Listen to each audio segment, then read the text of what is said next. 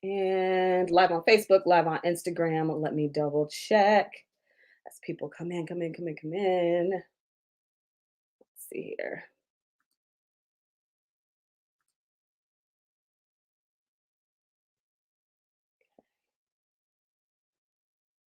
And yep, we are live. Okay, perfect. So Instagram, let me type the topic for today. Okay. What's up, Instagram? So behind the scenes podcast recording. Podcast recording. Okay, what's up? What's up? Okay, so today's topic is set. Let me see if it'll let me type this off. What's up, Instagram? What's up? What's up? Sex, God. Oops, that is not how you spell God. God and what we can learn from Will and Jada post.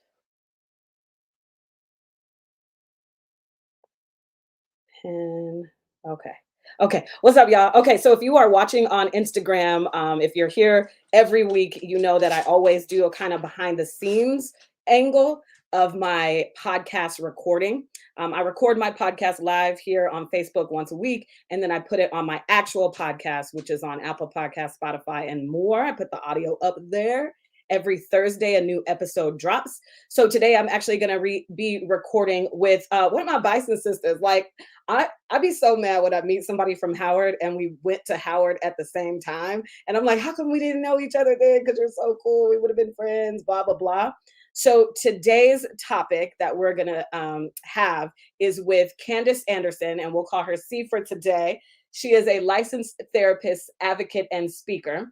And she is dedicated to educating and empowering others, specifically in the areas of domestic violence, sexual assault, and wellness. So you see why I decided to have her on my platform today. Welcome to Single You, the podcast. Hey, Bison. Hey. For me, but I'd be so mad when I meet a new, like somebody who went to Howard at the same time as I did. Mm-hmm. Like, how come we didn't know each other at Howard? I know, right? I understand. And we have some of the same friends as well, but that is the life when you're at Howard. When you're in your school, you in your school. Yes. Like Yeah. I knew nobody from School of B because it was not in the Valley. So all of my friends were science majors. Which is how you definitely know Scott. But yeah, no, I was in School of C. But I know Scott from WHBC. That's where I started radio, man. So and I've been a radio personality since I was 19, which is crazy. And I'm sure you can hear my dogs barking at the wind. So anyway, how did you get into, I know your major was psychology at Howard. Had you always wanted to be a psychologist, or like, why was that the lane that you decided to go in? So I'm gonna have to sip just a little bit of tea on that one because the story is so funny. So I came to Howard and I was actually pre-dental because I wanted to go into dentistry and I wanted to be an orthodontist. And then at the end of my junior year, I was like, I don't like blood. I don't like blood and smells and, because the pre-professional program had this like spring break. So you could shadow people at the hospital. So I was like, I don't like this. Yeah. This can't be my life. So I was like, what do I want to do? So I took a couple of different classes. I took like anthropology and a psych class. And the psych class I took was phenomenal and blew my mind. And I was like, bet this is where I'm supposed to be. Yeah. And that's how I chose it. Yeah. And sometimes I wish, all the time I wish that all of us had to take at least one psychology class, psych or something. Because it is the basis of us understanding ourselves way more. It's psychology actually translates to the study of the soul. Yes. Yeah. It's good. It's good stuff. It's good stuff. Yeah. So let's go ahead and get into it. So again, if you're watching on Instagram and you want to see what seed looks like, all you have to do is go to the link in my bio and you will find my Facebook page and you can watch it live on Facebook here. So yeah, let's go ahead and get into it because you don't already dropped a gem right now, the study of the soul. And somehow we became friends on Facebook. And I'm sure it was just through the Howard, whatever. And Mhm. I started seeing your statuses and I was Mhm.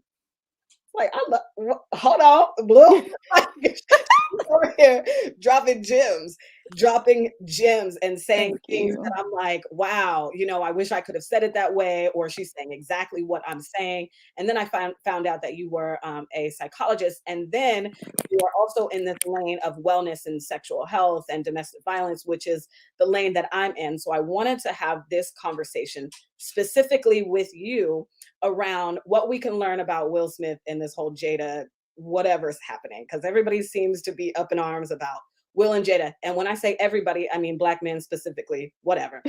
So, and then Black women are up in arms and in a frenzy about Sierra's prayer. Mhm. So I want to start with the first question. So you wrote this status a while Okay. ago, okay? What I write? And I want, girl, and I want to unpack this as the psychologists say, okay? Okay.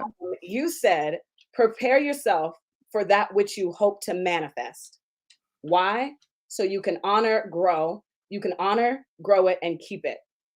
And you were basically talking about Sierra's prayer. So how do we prepare for what we hope to manifest?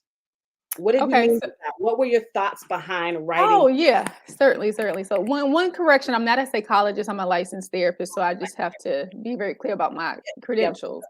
But yes, so I am a believer in that we are the co-creators of our experiences. Whatever those experiences are, there's some energy that we put out that has essentially attracted those things to us. And so if we want to talk about manifestation, we are bringing those things that we want into fruition, and a lot of times we want something deeply, but we are not prepared to maintain it. So it's almost like, I want that car, it's pretty, it's fast, I love it, but I didn't know that the oil change was $500. I didn't realize a full set of tires was 2,500. This, I wasn't ready for this. And I have found that it's the same way in relationships. So, for instance, the Sierra prayer, I kept hearing about it, so I listened to it. Beautiful prayer. But I'm thinking to myself, I'm seeing people, women in particular, like, oh my gosh, she's released this prayer and how she manifested Russell Wilson.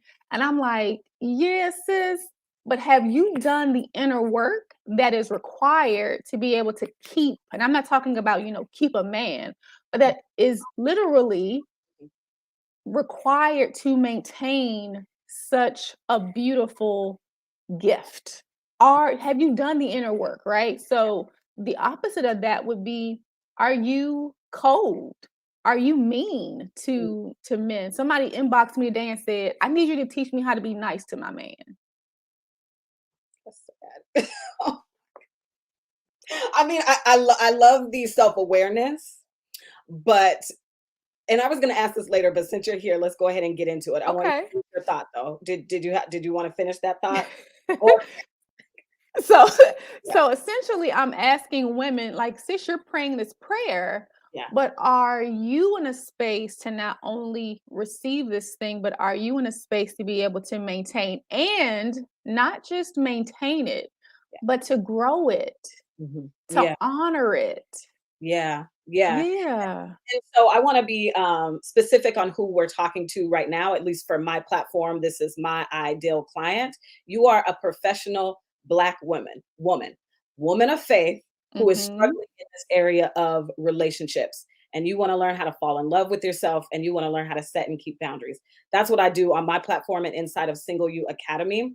So Mhm. let's go ahead and go to the question that I was going to ask later. A lot of Black women, I Mhm. do not want to be held accountable for their choices and Ma'am. actions with men. Okay. Ma'am. And you know from my post, like the things that I bring light to, you either like it or you don't. And a Yeah. lot of times when I dig into questions with Black women, about men especially, they're either like, wow, this is really helpful, or what you talking about? Oh my God, I don't have time for that. And I'm like, sis, you are saying that you want these things, but you're not ready for it. And you're not accountable for your part. You don't want to see the error of your ways. Mhm, mhm, mhm. And there are some. Yeah, yeah. And you're not even the woman right now, present day, if this is Mhm, triggering you when, C is saying things like this, or what I say on my platform, if it's triggering you, you are not even the woman, like you said, who is ready for somebody like a Russell Wilson. And what I wrote down yes. in my notes after I saw the comment on Facebook, I said, it's funny that we find attractive the men like Future. We don't actually accept a Russell Wilson, even though that's what we say we want. Mhm, We don't even know how to have the kind of relationship that it would require to be with mhm, somebody like Russell. And honestly, this is what we assume. We don't know mhm. Russell Wilson, nor do we know Future. We could assume by their Yes, actions, right? yes, And so yes. what I hear when I hear Black women say, "Oh, Sierra's prayer, I want a Russell Wilson," you want a man who is doing the actions that we are assuming of Russell, and we don't Mhm. want the actions of what we are assuming is Future, Correct, deadbeat correct. father, not staying with Right, his woman, what have you. right. But I do you find I feel like a lot of us like that relationship dynamic, the one that would be with Future, because that's all we know sometimes. So let's kind of break down those two things, because a lot of what you're describing essentially is alpha and beta characteristics. Okay. Okay. And so we could put Russell, from what we've seen, right, Mhm. in the category of a beta, and we could put Future in the category of an alpha. So let's talk about the differences Okay. and then the attraction. So someone like Future, if he were in fact an alpha male, they usually have their own opinions, meaning that they're not easily influenced by other people. They usually are very intentional about their purpose, their goals, what it is that they're trying to bring about. So they're not going to be flip flop. They're not going to talk to their mama today. They're not going to talk to a homeboy tomorrow. And every day they're changing their thoughts. Okay. They're also going to want to be the leader in the relationship. And Mhm. they're going to want a woman who is fully in her feminine energy characteristics, meaning someone that isn't resistant, someone that isn't arguing every 5 minutes, someone that is receptive and flowing and open and yielding. Okay. And then we look at someone like Russell Wilson, and again, we don't know them, right? We can only Right, go right. off of what is So put out, right? exactly. Yeah. But I paid close attention to, there was a photo of Russell and Sierra, and Sierra was very much in a masculine pose in the picture, and Mm. Russell was in a not so masculine pose in the picture. And guess what? That may work for them. He may very well be what we would call a submissive man or a beta man, meaning he's going to put your dreams. I don't even say it like this. He's not going to put your dreams and goals before his, necessarily, but he's going to be more apt to you leading the way. Okay. Yeah. There's a lot that goes into it. So then I also kind of want to add to that. Here's the thing about Black women, and I ain't never been a white woman or an Asian woman or Latino Right. sister. So I'm Right. talking to Black women and from Yeah. our experiences as a collective. Mhm. Okay. So in our households, 60 to 70% of our households are matriarchal. They Mm. are run by women, by grandmothers, aunties, our mothers, right? These very strong women. And when that happens, when you have children that grow up in households where there's a very strong female figure or a domineering, very dominant female figure, the female child often grows up to say, oh, that's what a woman does. A woman makes a decision. She handles all the bills. Yeah. She is forceful. She makes things happen. She's not going to submit to any man. And then if you have a man that grows up in that environment and sees that, even if there's a two-parent household, but mom runs the household and dad is a little more emotionally, or his presence isn't leading in the home, Or laid back. Exactly. Yeah. Then men grow up to say, oh, so I am used to women kind of making the decisions, saying what's what. I'm kind of at her beckoning call. And again, I'm not saying that either of these roles that there's anything wrong with it. But here's where here's the caveat. If you are desiring a man to take charge, if you are desiring to have this ideal relationship, but you aren't ready to activate the feminine part of your energy because you've been this professional woman, you had to make decisions, you're on the go, you're on the move, then guess what? Y'all are going to be butting heads every day, all day long. Yeah. So that is what I say when I mention, are you prepared to do what is necessary for this to be a harmonious union, a harmonious situation, right? Like we take on a lot. Yeah. Because, and you can tell me if you're getting the same messages from women. But what I see, what I have broken down and read about and really studied, and I'm not a licensed therapist. I'm a certified life coach, but all of look at all these books behind me. Like I swear, like I'm in it. This is my lane. And I feel like what I actually hear from women when they're saying they want a Russell, they want the way Russell loves on Sierra.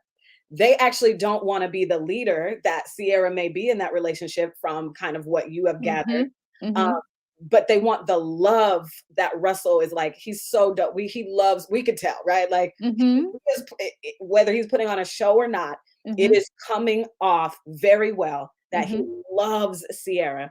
And we have never experienced that. Especially if we did not grow up in a home with our fathers. With healthy fathers. And with healthy fathers, right? And now I did. And I've seen my dad love on my mom the way that Russell loves on Sierra. And so, yes, that is what I want. And unfortunately, I've never had that. I've never had that from a man, okay? And so what are some of the things that women who want that, these are what my clients want, what they tell me, women who want that, what are some of the things that we are going to have to work on to get that? Because a lot of us, my ideal clients are the professional women that we talk about, the professional Black woman who is used to being the boss. You're climbing up the HR ladder, whatever ladder. You own your own business like me, and I do have a lot of masculine energy, but there's a lot of things that I had to work on. So my question to you is, one, is that the same message that you're getting from what women want when they say, I want to wrestle? Yes. Okay, number two, who is the woman that we need to become to get that? Like, what do we need to work on? Right. So I think I literally had this conversation with a good friend of mine. Her name is also Candace. And we were talking, and we were just talking about there's a lost art of softness when it comes to being a woman. There's a lost art of receptivity, of being open to hear, to listen, to not have to be in control all the time. Because here's what happens. We are either hurt in previous relationships, or we saw, mama get hurt or mama get cheated on. And we internalize that, and then we become, nobody's going to do that to me. I'm a boss bee, which I hate that terminology. I'm and I'm just like, men, a man who wants a woman, a man who is attracted to femininity is wanting someone that is soft, that can listen. I'm talking about actively listening, not listening to respond, to argue. That's a headache for a man to have to fight over what is just It could be something so simple, a parking space, Yeah, yeah. Yep. right? That or he wants to go with you to the store because it's 9 p.m. and it's dark. Well, I don't need you to go with me. I'm this. Let him cover you. Yeah. Because here's the thing. You falling into your softness does not equate to you being weak or helpless. Say that again because I need to hear that. You falling into your softness does not equate to you being weak or helpless. Yeah, yeah. And can I also add this because I am that woman who used to be afraid of that. And these are the things that once I reached the brick wall of relationships and said, this cannot be life. I will never date again if this is relationships. And I Right. and the first thing I asked myself was, how did I get here? And I had to look back on how did I get here, and not to dismiss anything that they did to me because I was emotionally abused and financially Yes, abused. that is quite different. Right, and I was never physically abused, but definitely Mhm. emotionally and financially. But one of the things that when I got out of the relationship, I did realize I had some things to work on, especially being softer, being a woman Mhm. with like a Russell Wilson. I'm done with the futures. Um, Mhm. and I knew that I needed to be softer. And at first, now I've been on my journey since 2017, but at first I was like, okay, but that's a little scary, and I don't want to be vulnerable with anybody. But that goes back to your To point your mhm. where you said, are Yeah. you even ready for the man that you actually say that you want? Yes, because that's gonna you being able to be vulnerable, right? First there comes safety. Yeah. I have to feel safe, and then I can start to trust, and then I can open myself up and be vulnerable. But if you don't even feel safe with a man, period, and you've not worked on those issues, and you've not come to the end of your pain to start healing, Mm, then how, sis, how are mm, you going to even be vulnerable enough to be? Because see, here's the thing, and I'm not talking about submission. I'm talking about this whole concept of the feminine energy. It's a very powerful space to be in. When you think about ancient stories of kingdoms, who has the king's ear? mm. His wife, the His queen. queen. Yes, yes, Yeah. yeah. Right? She's not over there like, Prometheus, you need to be right? Right, 100%, 100%, 100%. And literally, like, I went to and I had to kind of temper myself because what I saw was like it was like this is repulsive. But I spoke at a couples brunch, right?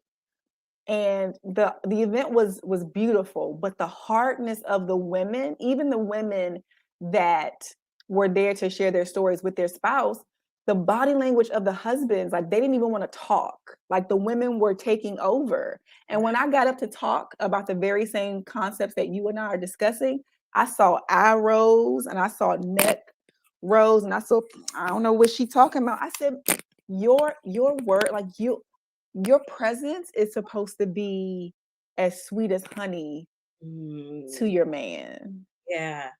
Yeah, but we are so afraid of getting hurt.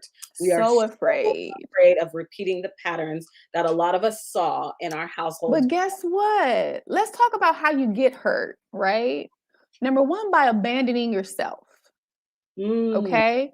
yeah. So by Let me break that leaving down. behind Go ahead, go ahead. the by leaving behind the standards, and I'm not talking about he got to have six figures and he got to drive a Back. Maserati. When I say standards, I'm talking about you being respected and honored. That's a standard. And When yep, go ahead. No, no, I yeah, want you to yeah. finish. I want you to Yeah, finish. right? So you get hurt by denying, ignoring and fantasizing about a relationship that he already told you he didn't want, or entering into a situation thinking that the passage of time, will change his mind and his position. He told you he didn't want to have kids. Yeah. Now you've invested 3 years and your biological clock is ticking and he still doesn't want to have kids, but he told you that on the second date, ma'am. What you doing? But Yes. now you hurt and I wasted 3 years of my life and he hurt me. Yeah. Oh, And then no. and then Sis, when I you saw him did that to yourself. yeah. Yeah. Take it, like we talked about earlier, take accountability. Take accountability for the things that you have ignored, have swept under the rug, have avoided, Mhm. Mhm. have fantasized, the red flags that you saw waving and you thought it was carnival. No. Yeah. Yeah. And you said something and I wrote it down. You said this is how we get hurt by abandoning ourselves. And so what my mind went to is how many times I lowered my standards because I wanted to get the goal of having a marriage, right? There you go. So I'm watching Marriage at First Sight, and one of my friends told me to watch this trash show. I'm Me just like, "This is too. over." And I just feel like, and this is off of my assumptions, obviously, because I don't know these people, but how desperate, like it just seems desperate because I feel like most people just want the wedding. They just And want I think that you're correct in that. And let's talk about that. And again, this isn't hard and fast, but this is very much a driving force for a lot of our sisters. Mhm. Because historically we were told and we're socialized to believe that for a woman, marriage is the ultimate goal of womanhood. Yes. Yeah, Okay. yeah, Right. Hence the whole like, oh, you're not married, so you're an old maid, right? You're 25 and you're not married, you're an old maid. yeah, life is over. Life is over, right? And then there's some other things that kind of go with that, but we'll talk about that later. Yeah. Um, so we've been socialized that, you know, even when we're little girls, like we fantasize about what our wedding will be like. Our mom or our dad or someone has read us these stories of fairy tales, and we start to have these fantasies that kind of imprint upon us and become a part of our psyche, of our plan, subconsciously or consciously. Mhm. And when that happens, it tricks us into whatever it costs to get the gold, I'm willing to do. I'll do it. I'll do it. And I tell women all the time that marriage, having kids, number one, is not for everybody. Number two, does not make you whole. And number three, is not a goal. Those are milestones. Milestones are different from goals. A goal is something that you see, you want, and you go, I want it, I'm gonna get it, I got it. I want it, I got it. Right? Right, right. Yeah, Okay. yeah. A milestone is something that comes with preparation, maturation, the growth over the passage of time, growth that can only come with the passage of time. Okay. And so a milestone, oh, now you are 16, you get your license, you're ready to drive a car, you've practiced, you've tested, you are ready for this responsibility. Oh, you've completed this 4-year degree and your degree has been conferred and you have all the rights and privileges of this degree because you have completed the education required and the comps and the thesis and all these things, right? But people just hop out here all willy-nilly wanting to get married because they think that that is the cornerstone Yeah. of a successful existence. Mm. And Instagram, right? The things that we see, the pomp and circumstance, the fair that goes along with marriage that we see is testament to that it's not about the relationship because there are plenty of red flags along the way, and people think that, oh, when I get married, a switch will flip and this will be fine. Yeah. Not knowing that marriage will exacerbate all of those things. They become bigger. For me, he'll change that bad habit for me. He'll change this red habit. Yes. So wonderful. Yes. Will pick me and we'll have a fruitful, fulfilling, and Yes. And yeah. that's not the case. And so on the flip side of that is a marriage not working out, someone divorcing and then believing that they're a failure, Yeah. right? Yeah. I tell women all the time, if you stay in a relationship or a marriage until the point where it gets bad, you have stayed beyond the expiration date. The expiration date comes when you figure out that you are not compatible and this relationship is not working. The whole, well, we're going to try to make it work. That's not how any of this works. Not how any of it works. Yeah. No. So if you have stayed where you're cussing each other, you're cheating, and all these other things have happened, the milk has spoiled and you are drinking spoiled milk. You should have, yeah. Right, exactly. And to your point, I feel like if the relationship, and this is a dating relationship, I am speaking to you, single woman. If you are not married, don't have your name on somebody's certificate, you are single. if the relationship is not fruitful, flourishing, or fulfilling, and you guys broke up, that is not a failure. That's No. Yes, because yes. Mm-hmm. And I like to look at kind of explaining it in this way, right? So the dating process is a time for gathering information to see if there's a good fit, right? Yep. You know, like when you go in for an interview and you sit down and you're answering questions, sometimes you have assessment, sometimes there's a a 3 interview process to actually fulfill the position.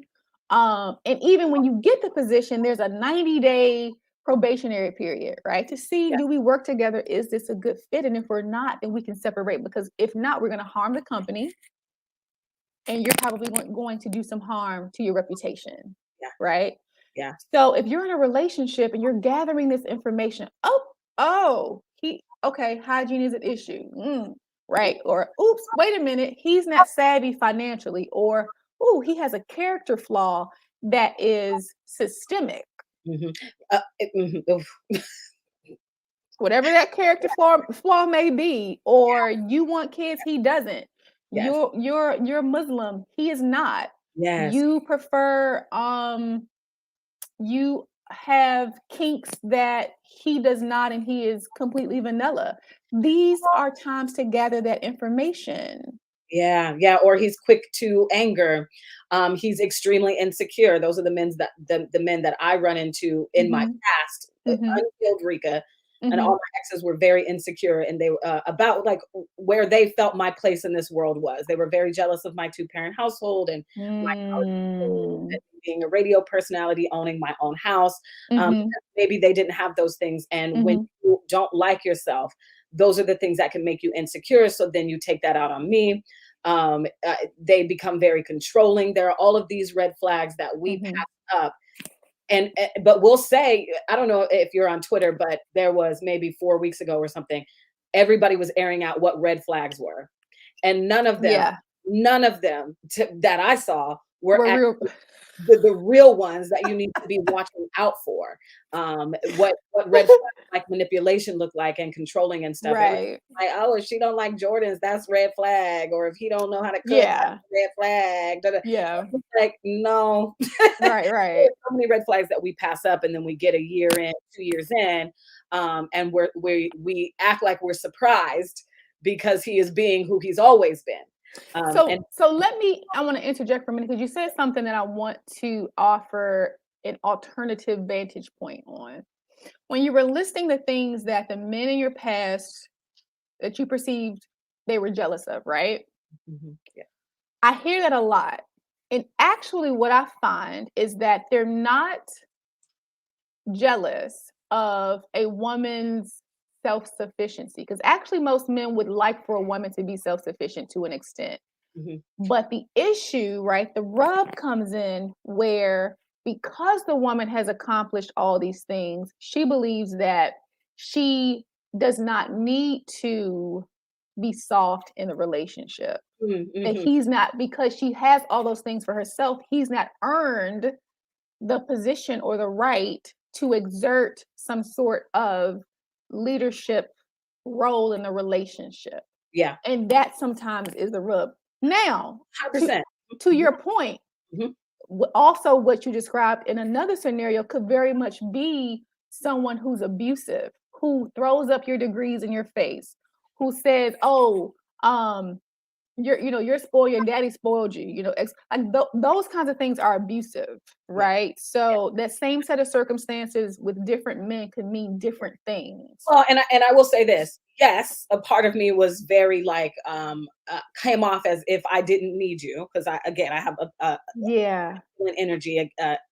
Yes, I know that now about my, Yeah. but I think that once you arrive at a place, and you can tell me what you think of this too, Mhm. where you know who you are, Mhm. deeper than your favorite color is blue, and you know your triggers, Yeah. you are able to say, okay, I know that I come off this way in a way.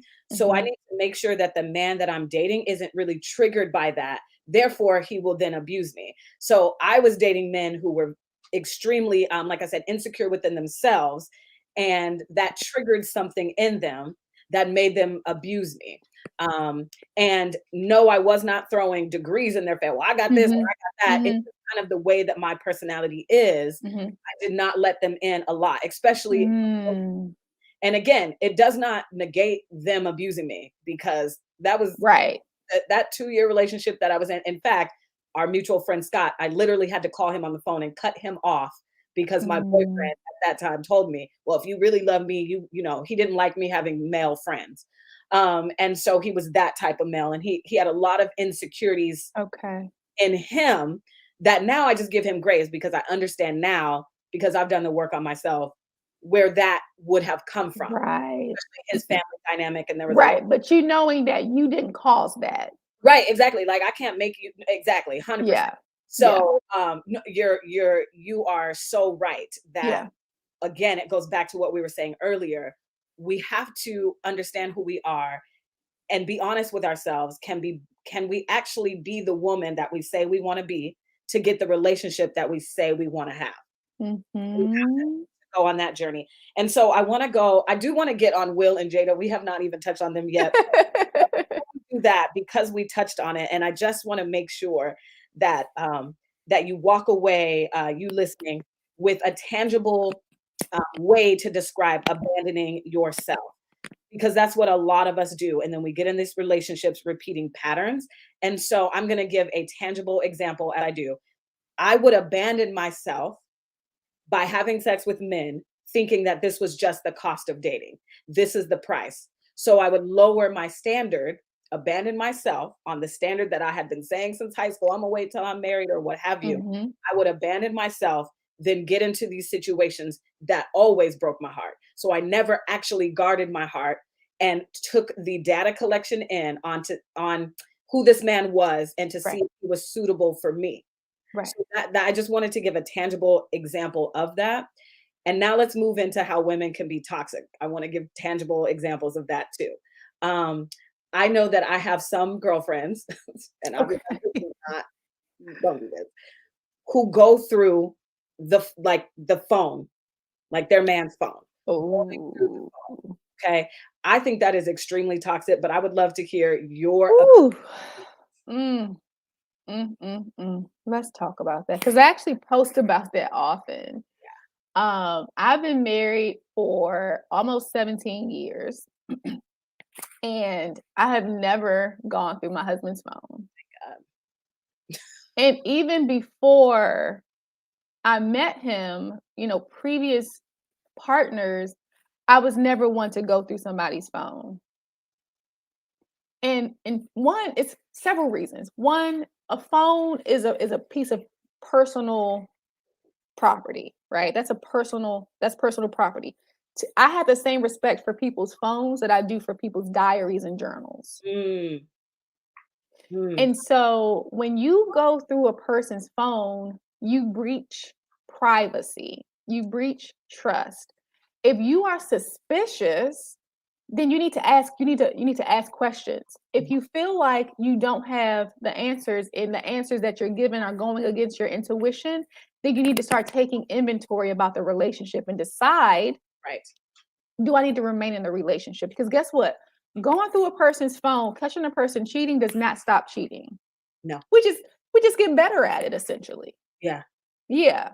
So that makes them more guarded, and that makes them less likely to tell you why and that they are cheating. Okay. Yeah. Yeah. So that's a no-no. You are in a relationship, and if you're married, you're one. However, a person is still entitled to their own individual property. Yeah. Yeah. Yeah. Yeah. So what I hear you saying is that we don't own the people that we're dating, or No. we don't own No. people. It is a relationship, but you don't have ownership over them.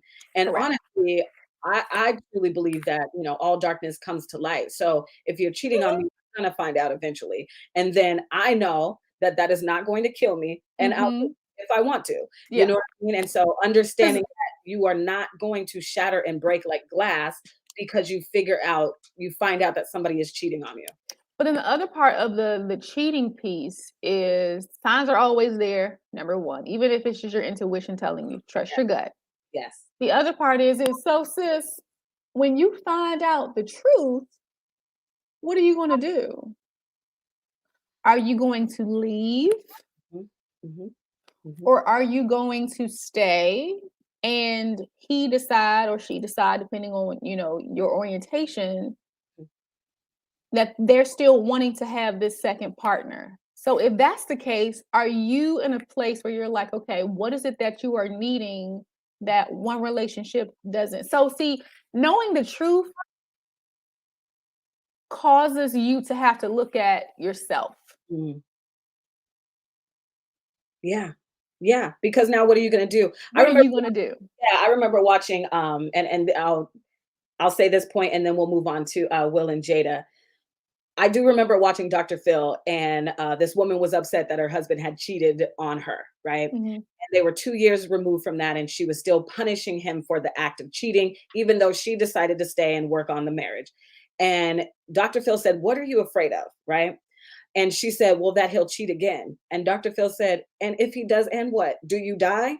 Make a decision today on what you will do the moment you find out he is cheating on you, if that ever happens again. Make the Mhm. decision today. Have your Mhm. standard wherever your standard is, and Mhm. say, if I find this out, it is over."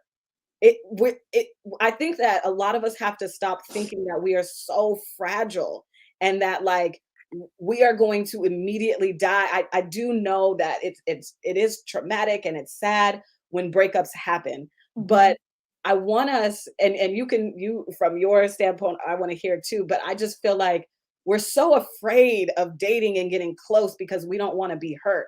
But that's just Mhm. a part of life.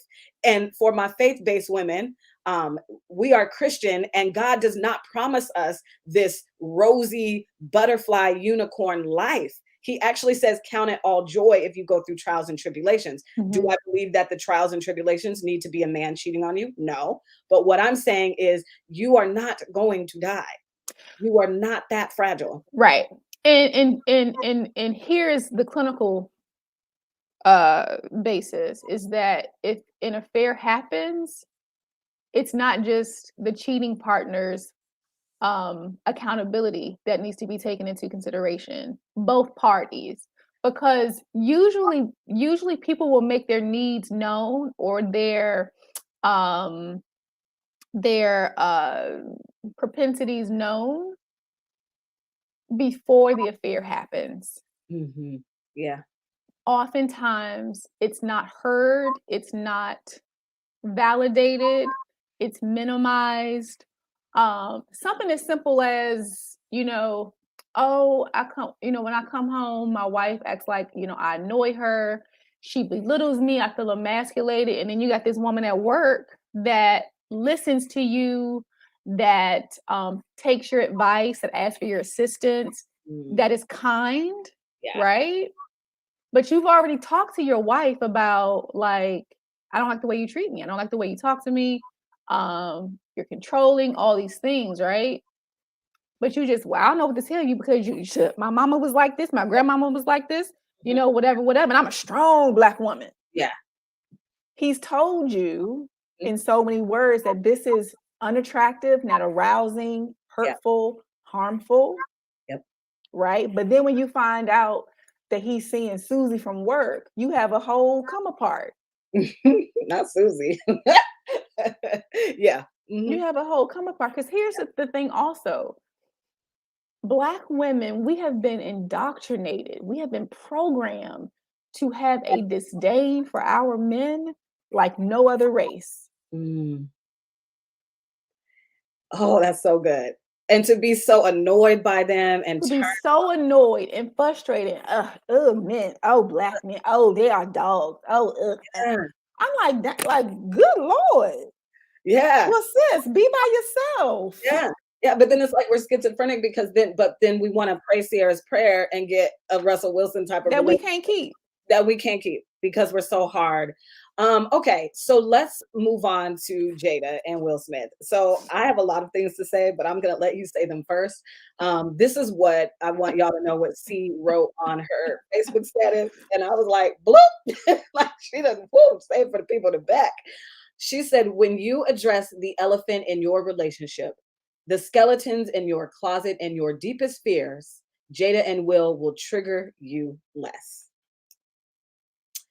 So I want to know what you meant by that status on your Facebook page. What were you thinking? And then I have follow-up questions. Sure. So, I haven't been able to watch like the full episodes lately about, Red Table Talk. Are you specifically talking about the one with her and what's her name from Goop? I'll tell you her quote if you haven't seen it. Okay, yeah. So tell me the quote because I saw some of the highlights, but I haven't been able to watch in the full context. But then I'm going to explain to you. So let's talk. What was the quote? Right. And so I saw everybody's uproar first about what Jada had said about her relationship. Mm-hmm. And I was thinking she had specifically said something that was maybe on the side of mean, right? And Okay. disrespectful to Will, because that's what a lot of the men were saying. Yes. Jada is disrespectful. I even had one of my friends who he's a joy, but he did say he felt like Will could not handle Jada and that Jada was the alpha and that Jada was basically disrespecting his manhood. So then I watched the Red Table Talk. See, this is what Jada said, and I wrote it down because I wanted to say it on this podcast. And I quote, "It's hard. The thing Will and I talk about a lot is the journey. We started in this at a very young age, 22 years old. That's why the accountability part really hit for me because I think you expect your partner to know what you need, especially when it comes to sex. It's like, well, if you love me, you should know. If you love me, you should read my mind. That's a huge pitfall." Yeah. So what did I have so many questions on I heard this and I said I had to like rewind it and I listened to it twice to figure out what the uproar was. So we know that they paraphrased horribly, right? We know that. 100%. Yeah. But historically, Will and Jada have always been very open in discussing very difficult topics that we usually are hush hush about, ignore, think that they will resolve themselves just because it's magical, right? Yeah. The other part, one of the things that we have to remember is that we don't know the rules of engagement in Will and Jada's marriage. So we don't know what they both have consented to, signed off on, whose idea was what. We don't know that, okay? That's the other part. And one of the reasons that I respect both Will and Jada is because Will has never come out and dogged his wife. Ever. So if you think that the things that she says she hasn't already discussed with her husband, no, that's the first thing. The other thing is people who are self-aware can respect this part of Jada and Will. Jada and Will are constantly reevaluating who they are and reaching to become their best self over and over and over and over and over again. And most people don't have that level of self-awareness and won't even go to level 1. I am who I am, And he just gonna have to accept me for me. and I'm too old to change. Mm-hmm. Right? Yeah. Can I just say, before you move on, you had a great point there. We are so used to, especially in the Black community, and I know that it comes from slavery, and that's a whole different conversation. Yeah. We are so good at keeping secrets and brushing things under the rug, okay? Especially when it comes to marriages and what people mean by marriage is hard and Mhm. sex. In this Yeah. quote that I got from Miss Jada, baby girl was just saying, I finally had to take accountability for not letting Will know that Hello. I'm pleased in the bedroom. And I like Yes. this and I like that and I don't like this. And I'm sure Will Yes. same. But we are not having these No, conversations. we're not. So when somebody brings it up, it's, oh my God, he embarrassed her. Right. And what's You are embarrassed about yes, because you are embarrassed. Mhm. Right. So, and the interesting thing about it was before I even knew what the quote was, when they paraphrased it and said, Jada says that uh sex with Will, Will is hard, or it's hard sleeping with Will or something. That was the paraphrase. Even when they said that, my point was this. My post was this, and men just kind of lost their mind. My point was this. Do you know how many married persons live in emotionally destitute relationships because they don't talk about these things? But you're happy because your grandparents stayed together for 50 years and they're living in the same house, sleeping in different beds, and hoping the other person doesn't wake up tomorrow so they can be free. they would die so I can fulfill my vow. Yes. Yes. Mhm. Yes. Mhm. Mhm. But you're coming for Jada and Will for saying we really had to reevaluate these things in our relationship, and it's okay, it's healthy to do that. Okay. Yes. And that But is it's, oh my God, why they gotta talk about this stuff out in the public? That's the same thing. That's a byproduct of the toxic belief and mantra in the Black collective. What happens is in this house stays in days. this house. When help is out there. Help is out there. But that's the thing, like we want what we want, right? We say, "Oh, I want this healthy relationship. I want the Russell Wilson. I want a relationship that's long lasting." But we But don't you can't even want tell your man that his cunnilingus skills ain't up to par. you want to try something more risque. You want to do it more. We don't want to Right. have these questions. And there are all these articles on how women fake it in the bedroom, and 80% of women or whatever are faking it. How is that a good relationship? That is not going to be fruitful, flourishing, or But fulfilling. wait a minute. Women that have never taken a mirror and looked Yeah, at their parts, yeah, that don't know that there's a urethra and a vaginal opening and they're not the same thing. yeah, yeah, That can't read their vaginal discharge and cervical mucus as it changes with their cycle.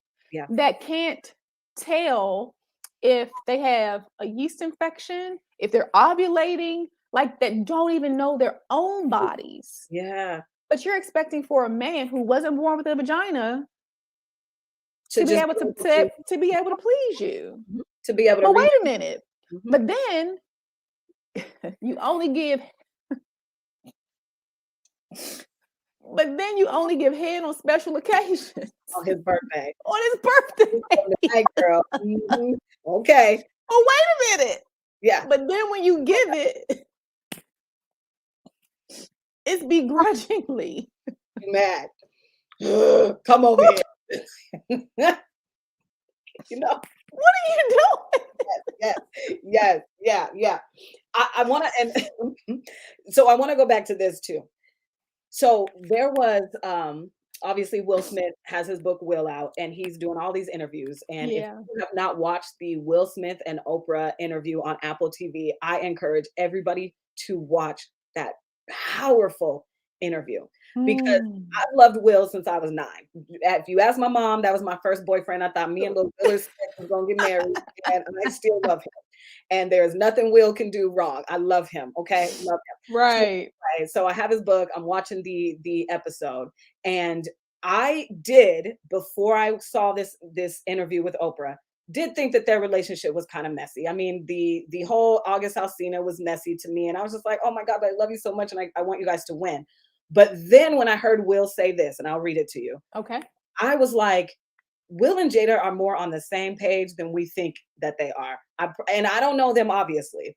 Right. But this is what Will said, and I quote, "There is no person that will fill your hole. The spiritual journey is finding your joy and bliss without vampirically using others. Finding that joy without medication or distractions. It's about being able to find that contentment within yourself and not with external stimuli."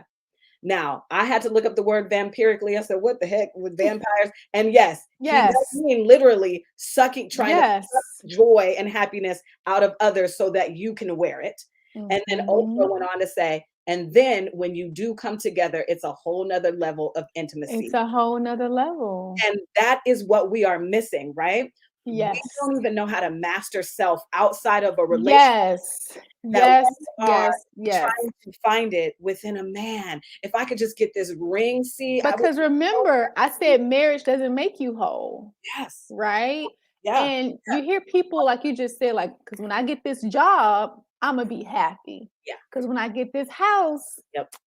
I'm gonna be good. When Yeah. I get this ring, when I get this marriage, I'll be complete. Yep. No, No, no, baby. ma'am.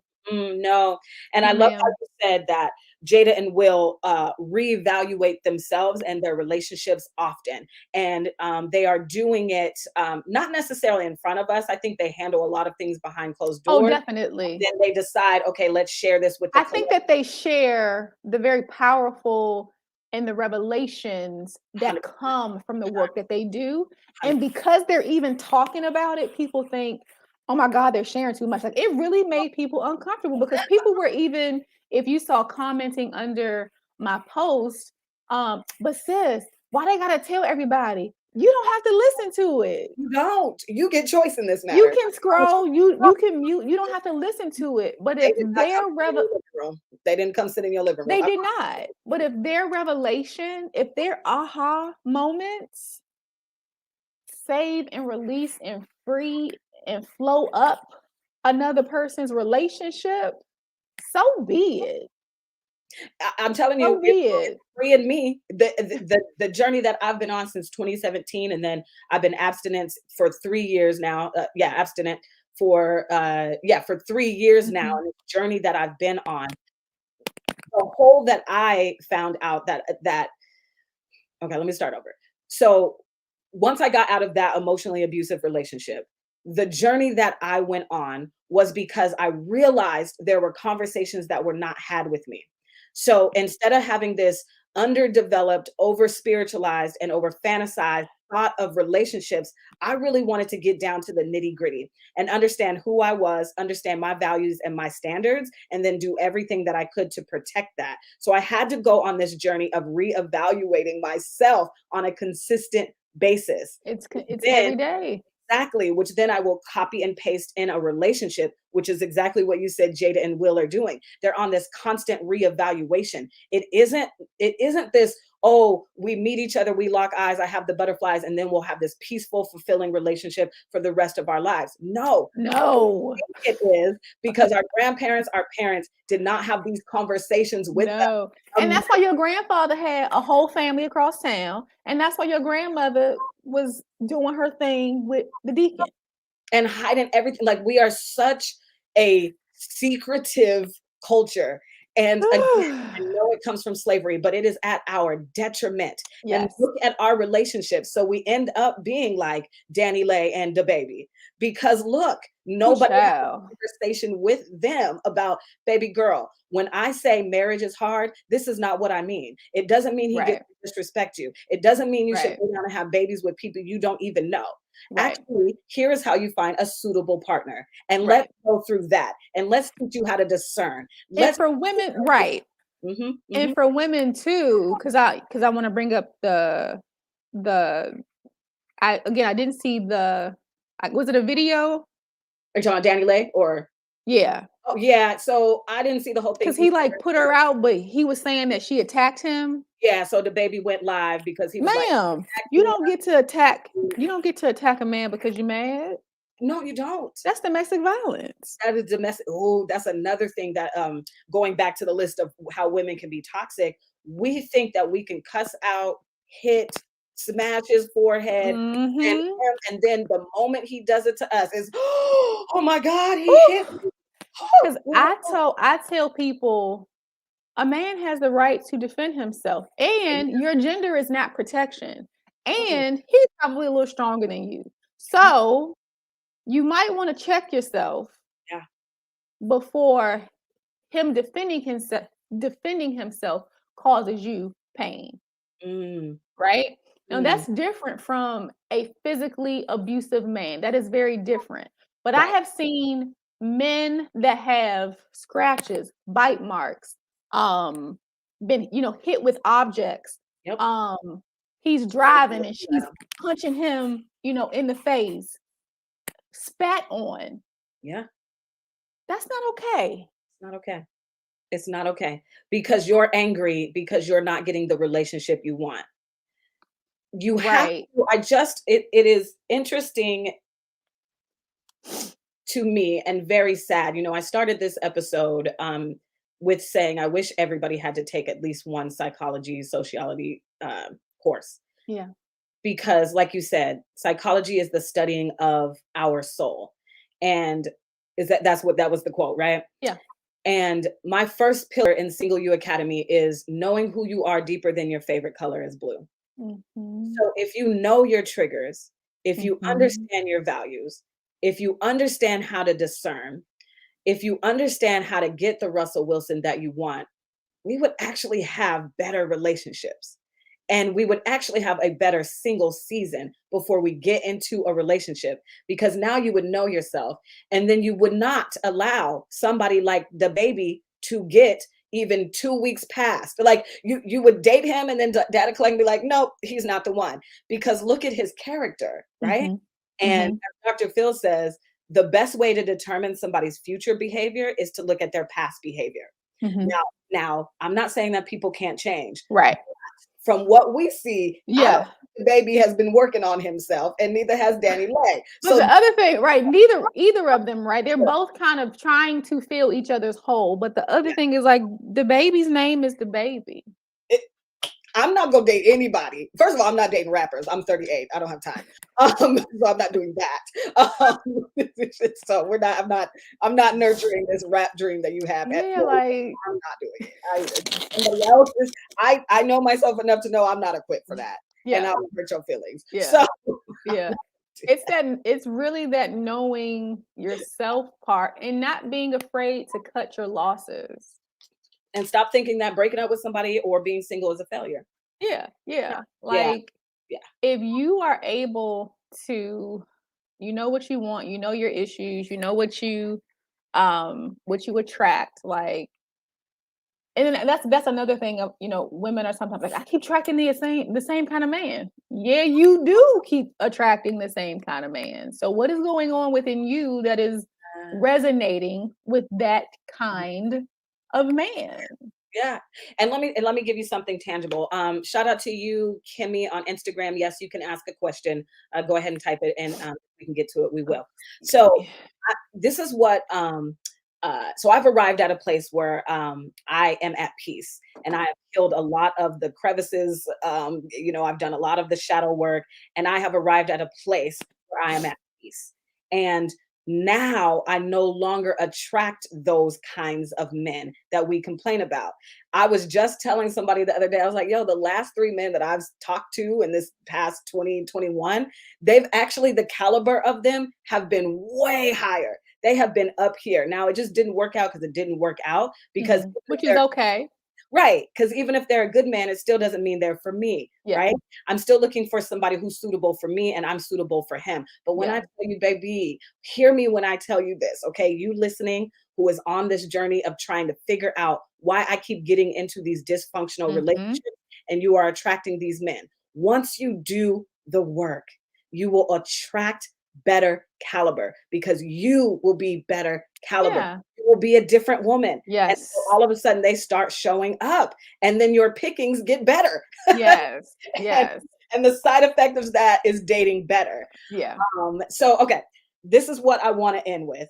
First, I just want to recap what we could learn from Will and Jada in this situation. Maybe you have a list, and I'll say mine, and then I'll let you say Okay, yours. sure. For Sure. so this is what I wrote down: to start talking about sex early in these dating situations, right?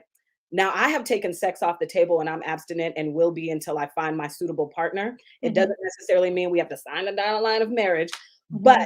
he has to be suitable for me. And until I Hmm. find that, we won't be having sex. But I do want to talk about sex a lot in these relationships, because if finances and sex are the top two reasons why people get a divorce, Yep. then we need to be talking about these quickly, like not quickly, but soon when you feel comfortable, Right. and definitely often Right. reevaluate the situation. Second, Right. stop thinking he is going to make you happy. It's about the journey. It is about the journey within yourself and Hmm. mastering yourself. And number three, we get to design our relationship.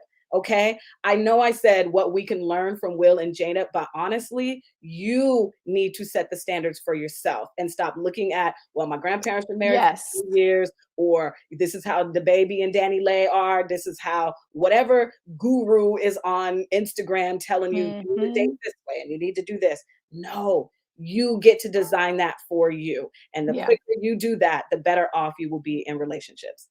Okay. What do you think we can learn from Will and Jada? I think that Will and Jada are, there is a reason that they've been together for 20 something years. There's a reason that they have been able to blend, families, right? He has an older son, Trey.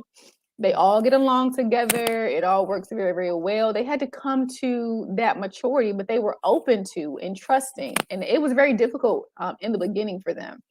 But what they've done throughout their relationship is reassessing. If you think about it, on your job, right? Most people, if you're working for someone else, there's a point every 6 months or once a year where you have to sit down and evaluate your performance, evaluate what you've been doing, evaluate if this is still a good fit, right? And if it is, great, gold stars. But if it's not, here are the things that we need to work on. And while it may be difficult and you think you know everything, you might need to take this class, right? So we can learn from them, not being to learn from them to not be afraid to fix, Yeah. not be afraid to explore, not be afraid to discuss, to verbalize, not be afraid to ask questions to Question. your partner. Yeah. Well, Yeah. he should know. I mean, I don't gotta, raise him or teach him. Ma'am, Why are we in stop. a relationship? Why are we in a Just relationship? stop. Yeah. Yeah. Yeah. Like I said, we have an Just stop. underdeveloped idea of what relationships are, and we just want company. We don't really want to love on somebody the way that God intended us to. Yeah. We Or the don't. way that they want to be loved. There we go. There we go. The way that he wants to be loved. One of the things that I get, and I'm always encouraging a lot of my female patients and clients, is your husband, well, I feel like I'm supporting him and I do 1, 2, 3, 4, 5, 6, 7, 8, 9, 10. But he says, I'm not supporting him. I said, I wonder if you can ask him, what does support look like to you? Instead of assuming that you know what he needs. And do it. And do it You, the you way that he wants it really done. love it. You wanted to be in this relationship. So love on. Yeah. Yeah, Yeah. and be accountable, be open, be receptive to what he has to say. I can't tell you how many men I can't tell you how many men are walking on eggshells in their relationships Yeah. because I don't want to, you know how my wife is, you know how my girl is, you know how my, like, no. Yeah. Again, you should be a place of pleasure for him. You should be a sanctuary for him.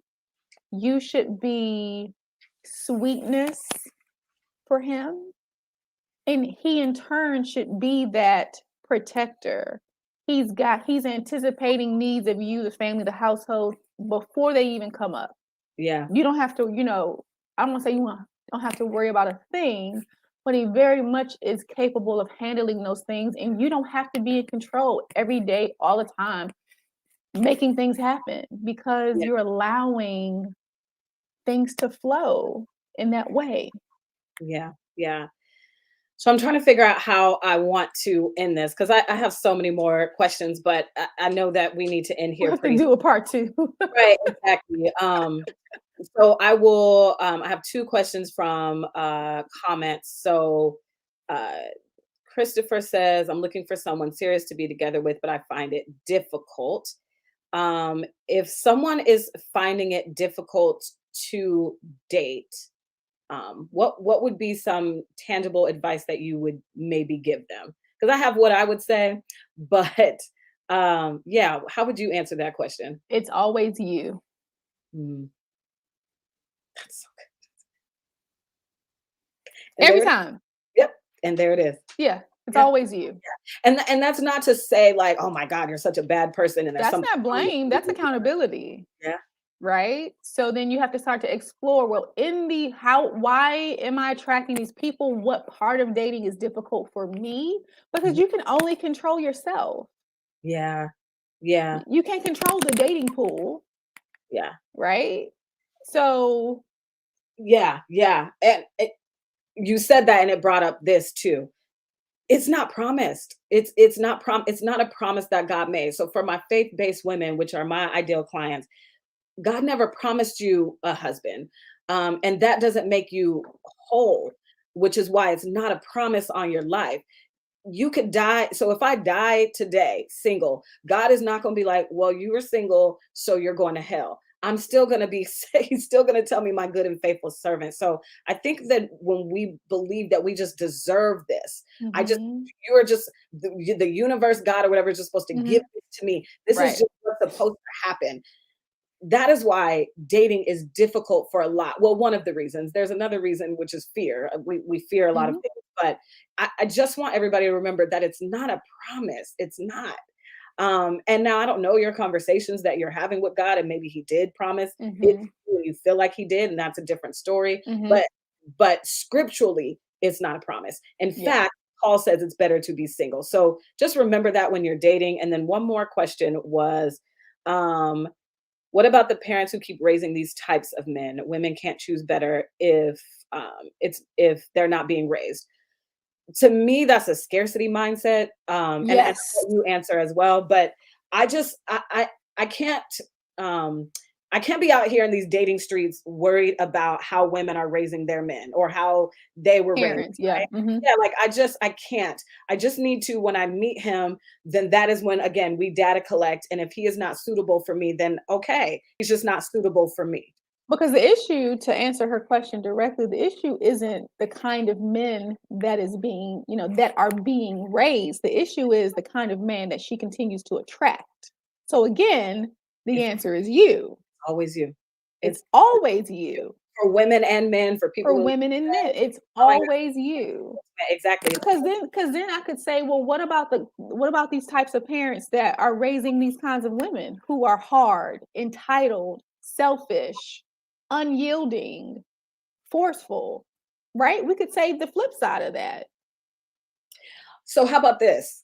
How about, but y'all aren't ready for this conversation, so I'm just gonna say it and then we're gonna dip out. But how about this? How about we stop having children until we've actually arrived at a place where we actually know who we are and we are in a healthy relationship? Because I do feel bad for children like Future's children and the baby's children. Like I Oof. feel really bad for them. And we always Mhm, want to talk about generational curses, about how white men did this to us and whatever, but we never want to talk about the generational curses that we are putting on ourselves, but we don't want to be held accountable mhm. for who we're choosing to be our baby mama and baby daddies. So that's that. I just that's Yeah, because that's the thing. Like you're having children, but you chose the person that you had a child with. You made that decision. He got me pregnant. No, this is no, not how that works, right? no. This is outside of course, a rape. But no, you Right. chose to have consensual sex, Mhm, probably unprotected, mhm. right? Or you chose to lay down and continue with this person baby, you chose him. Yeah. And for the men, you chose her. You chose her. You know, Lawrence on Insecure, you chose her. Sorry. Like, I know if y'all watch Insecure, that is such a common storyline and theme in our real society, and it breaks my heart. And then everybody's all surprised that we got pregnant. And Right. You chose them. you And chose now you are continuing to pay for decisions that you made years ago. That's just the interest on that purchase. It's just kind of what it is. Right. Yeah. Okay. So if I'm listening to this, see, and I'm like, okay, I've been in this cycle of dysfunctional relationships, and I want to stop that. Mhm. What is the first thing or things that she should do? Recognizing that she wants to stop it and knowing that it's possible. Mhm. Okay. Yeah. Then what is the route that you want to go about in trying to be different and trying to improve yourself? What is the route that you want to go? What is the most effective route? Are you wanting to see a therapist? Are you wanting to talk to girlfriends, which I never recommend? Neither do I. I really don't, 'cause the girlfriend. So, right. So, Yeah. what kind of help, assistance, insight, guidance are you receptive to? Because you may not want to hear the truth. So, where are you in that journey of, okay, I know I have this type of pattern. I want to break this. What am I open to right now? Yeah. Ooh, Hmm. good. Yeah. So what I hear you saying is when you arrive at that place and you are ready to stop the cycle of dysfunctional relationships, you need to be intentional about that. You can't just say, well, I want to do this and then Yeah. not do it, right? You have Yeah. to learn how to execute that. Yes. You're going to have to sit down and say, who can help me get to this place? Can you do it on your own? Some people can. Some people Hmm. need wise counsel. So, Hmm. what are you going to do to become the woman you say you want to be? All right. That's what it is. Mhm. Yeah. All right. So did we miss anything? This has been a great conversation. I didn't even get to all the questions that I had on the thing. I Whatever. know. So, I but did know. we miss anything? Do you have any last words for the woman who's listening and she's been in this cycle? Any question that they could put in the comment, likely the first level of response is it is you. It always comes back to you. So be open to that and be willing to explore that. Hold yourself accountable. Yeah. Yeah. Yeah. All right. Well, that does it for this episode of Single You, the podcast. As always, thanks for listening and watching, and thank you for your comments. If you have any questions after we're done, go ahead and send me a DM. If you want to get a hold of C, her website is scrolling across the screen here. And if you miss it, you can DM me. My DM is always open. Slide into my DM, girl. Women only. I don't date on Instagram. I'd be ignoring the heck out of me. But you can slide into my DM seriously, if you have any questions about making the first step on becoming the woman you want to be. Okay. All right. Bye. Bye.